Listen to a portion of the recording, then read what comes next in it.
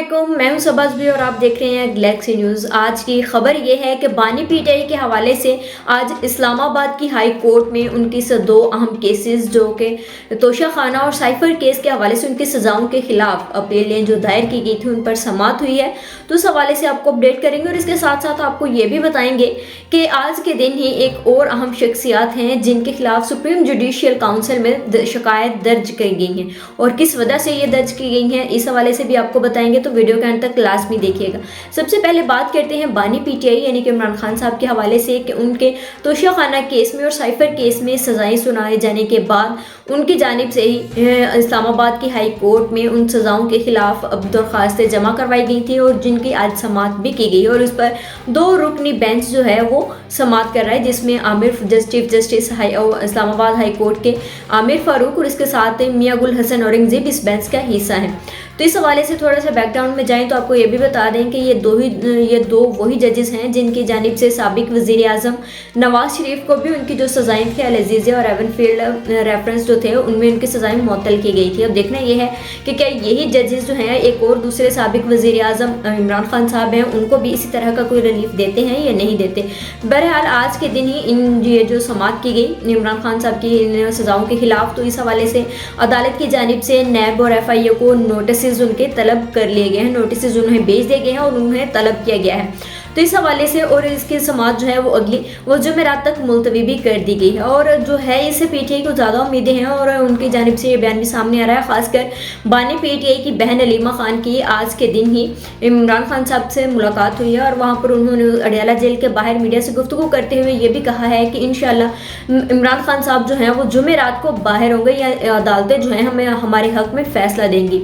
तो अब देखना यह है कि जुमेरात को जब अगली समाअत होगी तो अदालत की जानिब से इमरान खान साहब के हक में फैसला आता है या उनके खिलाफ फैसला दिया जाता है। और इसके साथ साथ आपको आज एक और केस भी उनके आज अडयाला जेल में समाअत की गई है और वो था 190 मिलियन पाउंड केस जो कि अलकादर ट्रस्ट केस के हवाले से है। तो उस पर भी बुशरा बीबी और इमरान खान साहब जो थे उसमें मुलजिम करार देते हुए उन पर फर्द जुर्म आयद कर दी गई है और इस हवाले से भी जो 58 गवाहान है जो इस केस में 190 मिलियन पाउंड केस में अपना बयान रिकॉर्ड करवाएंगे और अगली समाअत 6 मार्च तक मुलतवी की गई है और उसी में ही अगले जो गवाहान है 5 को बुलाया गया है वो अपना बयान भी रिकॉर्ड करवाएंगे। अगर ये देखा जाए कि अगर जिस तरह से 190 मिलियन पाउंड केस में इमरान खान साहब को फर्द जुर्म आयद कर दी गई है तो हो सकता है कि अब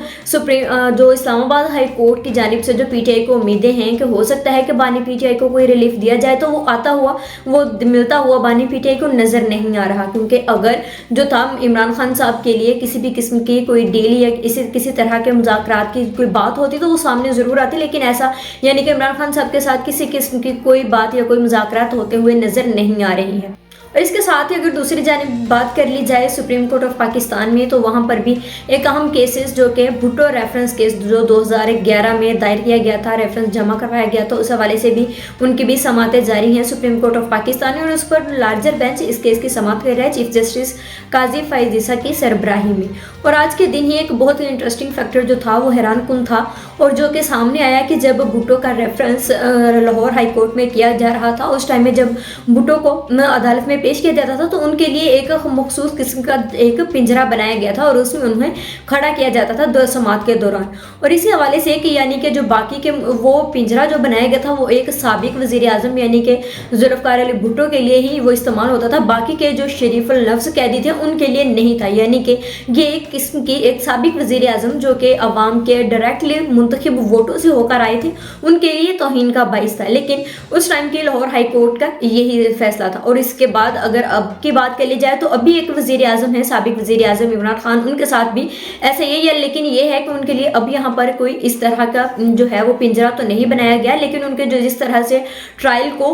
खुफिया रखा जा रहा है तो ये एक तरह का मतलब ये पाकिस्तान में कोई पहली दफ़ा नहीं हो रहा है कि जो इमरान खान साहब के साथ हो रहा है, उससे पहले भी जो साबिक वजीर आजम थे उनके साथ भी ऐसा हो चुका है। और इसके साथ साथ ही भुट्टो रेफरेंस में भी जो है वो FIA की जानिब से भी और इसमें ये supreme court of Pakistan Pakistan के पास ये एक फॉरम है कि वो जो कि उस टाइम में जो 44 साल पहले का जो एक दाग जो है वो सुप्रीम कोर्ट ऑफ पाकिस्तान पर लग गया था कि सुप्रीम कोर्ट ऑफ पाकिस्तान ने जो फैसला दिया था भुट्टो के खिलाफ वो दबाव में आकर दिया था। तो ये सुप्रीम कोर्ट ऑफ पाकिस्तान के पास एक मौका है, एक चांस है कि वो अपने उस लगे हुए ऊपर अपने दाग को उसको ख़त्म कर सके। और इस हवाले से अगर सुप्रीम कोर्ट ऑफ पाकिस्तान अपने इस जो अपने ऊपर ये लगाया गया एक इल्ज़ाम या दाग है अगर उसको धोना चाहती है तो ईजिली, क्योंकि उनके पास ही एक और फॉरम भी मौजूद है और वो A187(3) का है कि सुप्रीम कोर्ट के पास ये इख्तियारात हैं कि वो उस टाइम में जो गलतियां हुई थी उनको सुधारते हुए अब कोई जो है वो फैसला करे। और अब बात कर लेते हैं एक अहम शख्सियत जिनके खिलाफ सुप्रीम जुडिशल काउंसिल में शिकायत दर्ज की गई हैं। वो कोई और नहीं बल्कि पाकिस्तान के चीफ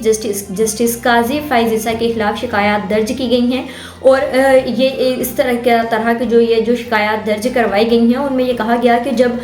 साबिक कमिश्नर रावलपिंडी की जानिब से इलेक्शन कमीशन और सुप्रीम कोर्ट के हवाले से जो इल्ज़ाम लगाए गए थे इंतखाबात में मुबैना तौर पर धांधली के हवाले से, तो उस पर चीफ जस्टिस काजी फ़ाइज़ ईसा की जानिब से एक उन्होंने कॉन्फ्रेंस बुलाई थी जिसमें सहाफ़ी जो लोग थे सीनियर उनको बुलाया गया था और वहाँ पर उन्होंने कमिश्नर के जो लगाए गए इल्ज़ाम थे उनको मुस्तरद किया था, उनकी तरदीद की थी। 17 फरवरी को ये वाक़या पेश आया था। लेकिन उस हवाले से ये जो शिकायत सुप्रीम जुडिशल काउंसिल में दायर करवाई गई हैं उनमें यही कहा गया है कि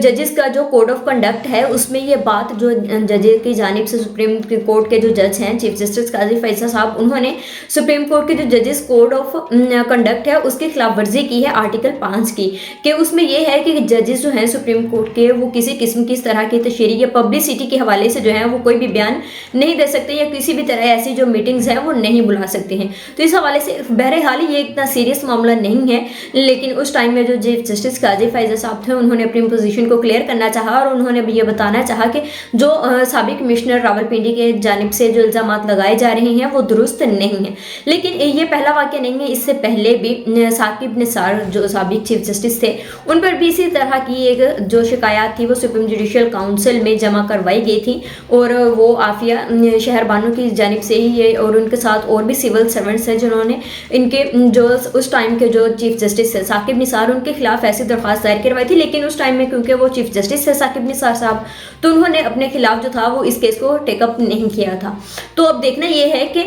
अब जो है अब काजी फ़ाइज़ ईसा साहब के खिलाफ जो शिकायत आई है बहरहाल ये बहुत ज़्यादा जो है वो संजीदा नौयत की नहीं है, लेकिन क्या इस पर चीफ जस्टिस काजी फ़ाइज़ ईसा इस जो शिकायत आई हैं उनको टेकअप करते हैं, उन पर कोई फैसला करते हैं या नहीं करते हैं। तो आइंदा के जो होंगे मामला तो उस पर देखा जाएगा, क्योंकि इसमें ही सुप्रीम कोर्ट ऑफ पाकिस्तान ने गुज़श्ता रोज़ जो था वो एक फैसला सुनाते हुए ये कहा था कि अगर कोई जज जो है वो रिटायर्ड हो जाए या इस्तीफ़ा दे दे तो उस पर उसके खिलाफ जो सुप्रीम जुडिशल काउंसिल की कार्रवाई है वो रुक नहीं सकती बल्कि वो होगी। और ये जजेस जो हैं ये मत समझे कि अगर हम इस्तीफ़ा दे देंगे तो हमारे खिलाफ कार्रवाई नहीं होगी। तो इस टाइम में तो चीफ जस्टिस काजी फ़ाइज़ ईसा साहब जो हैं वो अपने सर्विसेज अभी दे रहे हैं। तो अब देखना यह है कि क्या वो उनके जो ये शिकायत दर्ज की गई हैं, क्योंकि सुप्रीम जुडिशल काउंसिल का जो हेड होता है जो चेयरमैन होता है वो चीफ जस्टिस ही होता है। तो अब देखते हैं कि बतौर चीफ जस्टिस काजी फ़ाइज़ ईसा इन शिकायत के हवाले से क्या जो है वो फैसला करते हैं और क्या इस चीज़ को भी दोबारा से चलाते हैं या नहीं चलाते हैं। आज के लिए इतना ही, मुझे इजाज़त दीजिए। अल्लाह हाफिज़।